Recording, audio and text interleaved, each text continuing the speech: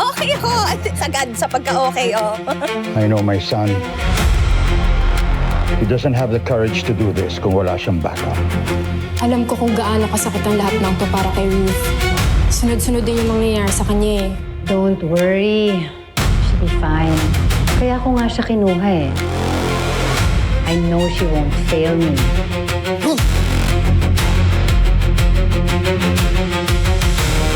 Wala akong naalala ng asawa ko bigla. Parang mas masakit pa yun sa pinagmaksilan. Hindi ka maalala ng asawa ko.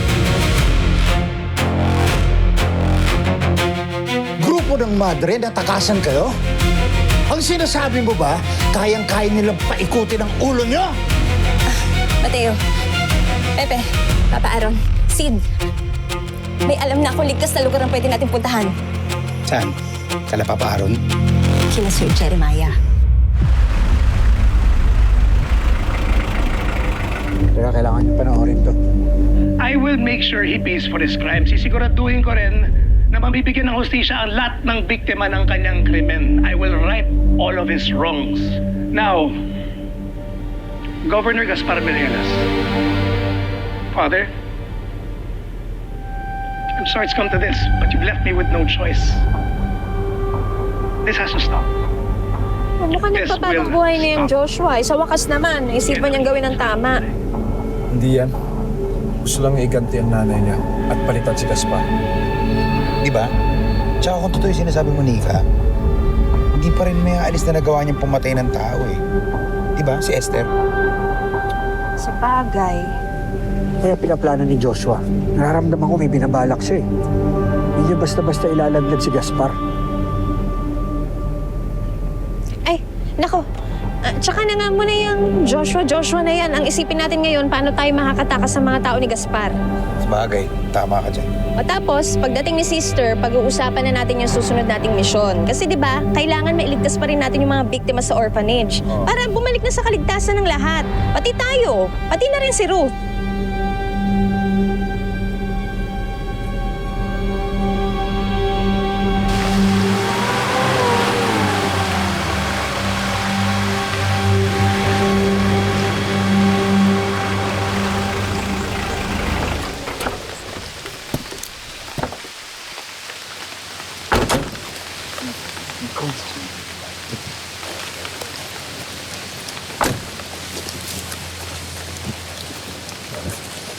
Malayo naman pala ng bahay ng kaibigan mo. Sakto to. Parang may rapid sila sundan tayo. Kaya na nga.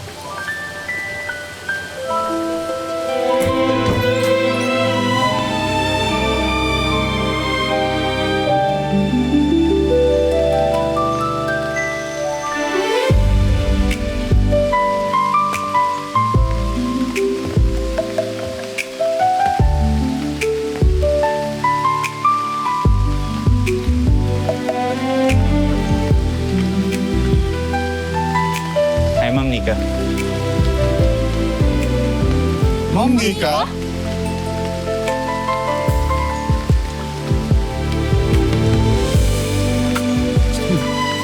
Tulala ka na dyan.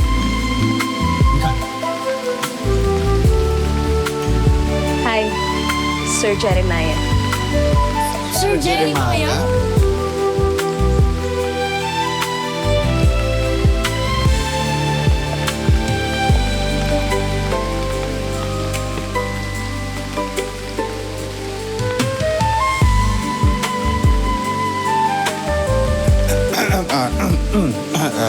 Sir, Sid.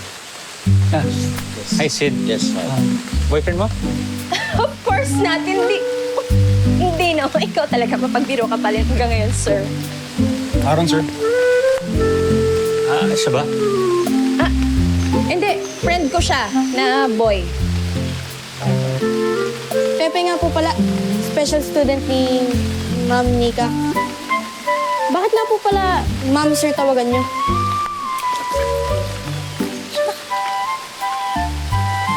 Kaya po. Hey, Mateo.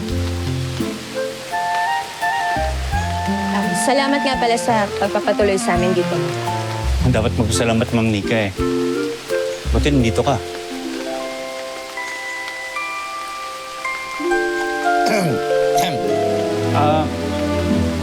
Tara, pasok kayo. Sige, akin na to. Ay, hindi na. Kaya ko na to. Hindi, sige, akin na. Hindi, kaya ko na to. Akin na Kaya sa ko na akin na. to. Kaya... Ay!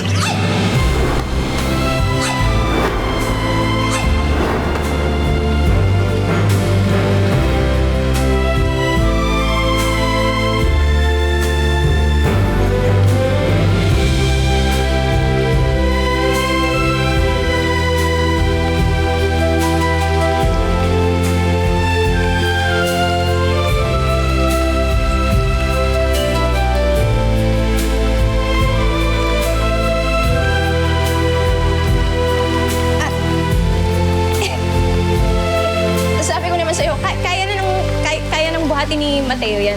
Bakit ako? Isin mo pa buhat. Dami yung dalaw. Hindi, kaya mo ng buhatin to, di ba? Mateo, si Mateo nga pala, boyfriend ko. Di ba? Oo. Boyfriend? Nakalimutan ko lang sabihin kanina. Boyfriend kita, di ba? Di ba? Boyfriend kita.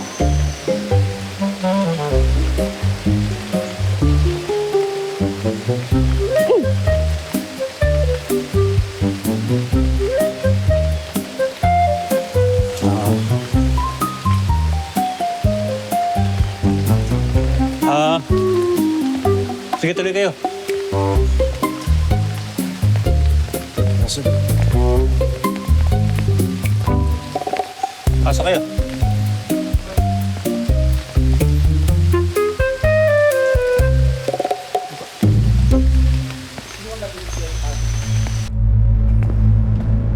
Ano yan ba? Sorry.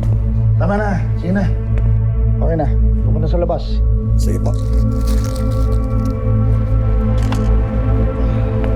Boss, You better have a good reason why you're interrupting me. May nakaalap po kami impormasyon na nakatakas si Mateo. Pati yung kasama niyang mother. Wala na po sila sa San Nicolas. Eh kung hindi naman kasi kayo tatanga-tanga, napatay niyo na si Mateo at ang madre niyon. Ang simple-simple lang ng utos ko. Hulihin at patayin niyo. Pero hindi niyo magawa. Hindi ko kayo binabayaran para maging palpak. Pero Gov, mahuhuli naman namin sila kung wala ibang tumulong. Huwag mong isinsi ang pagiging palpak mo sa ibang tao. Bumalik po kami sa site para manmanan kung sino yung nakakikwento na namin katabi. Ito po yung napulot ko. Konektado po sa Interpol yung kalaban namin.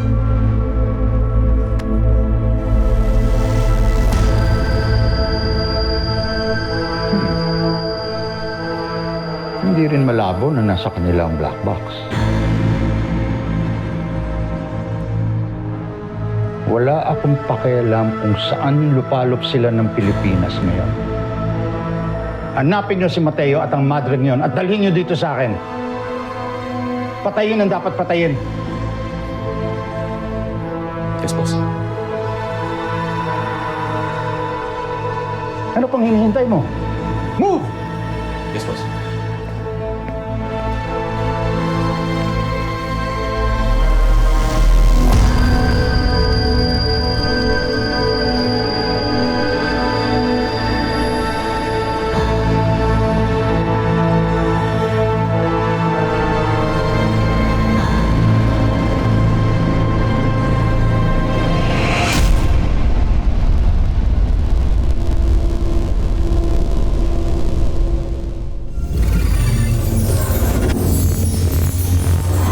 hello mga kapatid. This is JM De Guzman of My Best Friend Eman. Gusto mo pa malaman na next na mangyayari? Click mo na rito and subscribe to TV5 YouTube channel.